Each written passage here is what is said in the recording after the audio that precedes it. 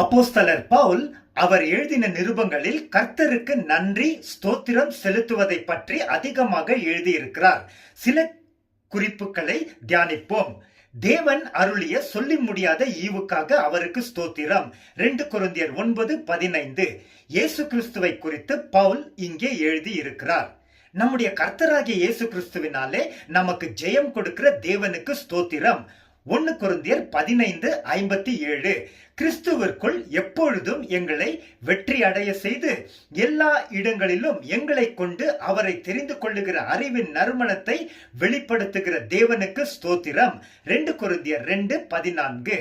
என்னை பலப்படுத்துகிற நம்முடைய கர்த்தராகிய இயேசு கிறிஸ்து என்னை உண்மையானவன் என்று நினைத்து இந்த ஊழியத்திற்கு நியமித்தபடியால் அவருக்கு நன்றி சொல்லுகிறேன். 1 தீமோத்தேயு 1:12. கர்த்தருக்கு பிரியமான சகோதரர்களே, நீங்கள் ஆவியானவராலே பரிசுத்தமாக்கப்படுகிறதினாலும் சத்தியத்தை விசுவாசிக்கிறதினாலும் ரட்சிப்பு அடையும்படிக்கு தொடக்கம் முதல் தேவன் உங்களை தெரிந்து கொண்டபடியினாலே நாங்கள் உங்களை குறித்து எப்பொழுதும் தேவனுக்கு நன்றி சொல்ல கடனாளிகளாக இருக்கிறோம். 2 தெசலோனிக்கர் 2:13.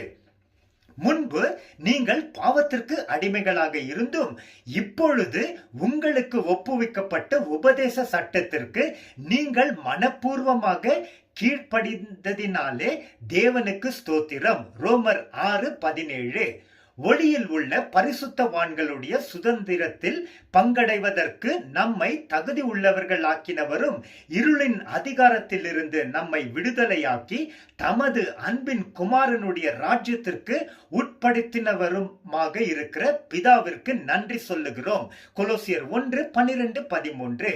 நம்முடைய கர்த்தராகிய இயேசு கிறிஸ்துவின் நாமத்தினாலே எப்பொழுதும் எல்லாவற்றிற்காகவும் பிதாவாகிய தேவனை ஸ்தோத்தரியுங்கள். எபேசியர் 5:20.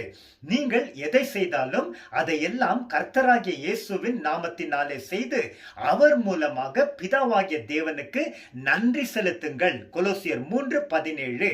எல்லாவற்றிலேயும் நன்றி சொல்லுங்கள். அப்படி செய்வதே கிறிஸ்து இயேசுவிற்குள் உங்களை குறித்து தேவனுடைய விருப்பமாக இருக்கிறது. 1 தெசலோனிக்கர் 5:18. நீங்கள் எதை குறித்தும் கவலைப்படாமல் எல்லாவற்றையும் குறித்து உங்களுடைய விண்ணப்பங்களை ஸ்தோத்திரத்துடன் ஜெபத்தினாலும் வேண்டுதலினாலும் தேவனுக்கு தெரியப்படுத்துங்கள். பிலிப்பியர் 4:6. ஆமென்.